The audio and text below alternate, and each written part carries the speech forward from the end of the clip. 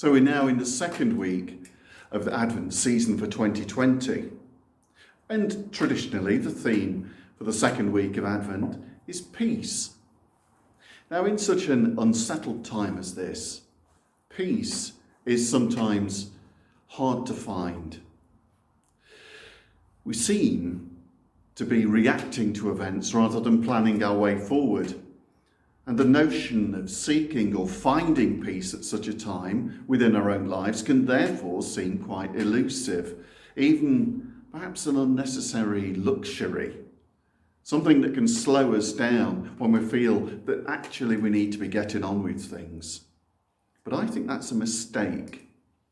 Perhaps we can learn to be and to seek being at peace at the same time as being busy.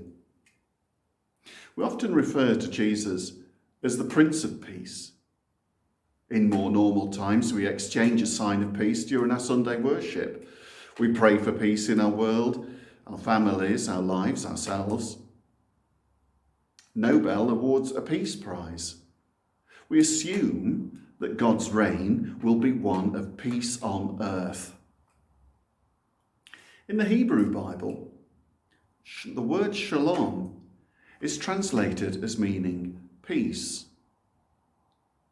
But shalom, the peace that they talk about, is often more about wholeness.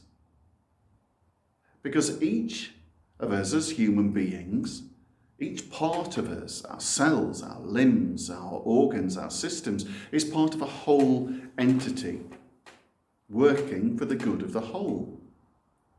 In the same way, each person, each of us are part of larger wholes in a way. We're part of a local community, part of a social network. We're part of a local, national, perhaps even international community of faith. Ultimately, we are integral parts of our interconnected, expanding creation.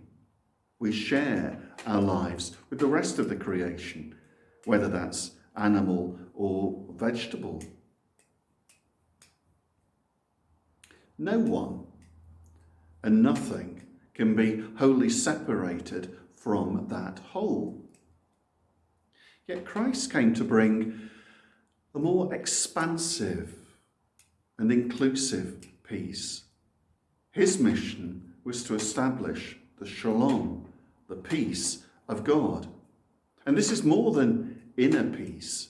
It's more than the cessation of war. It's even more than reconciliation between us and God. The peace of Christ involves all of these things and more.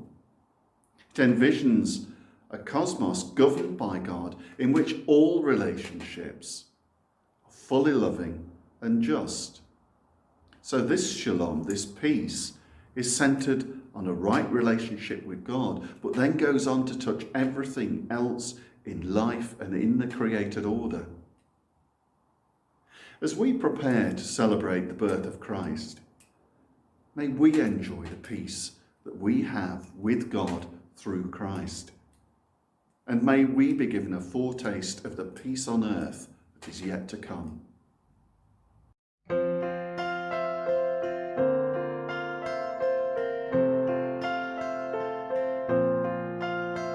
What hope we hold this starlit night, a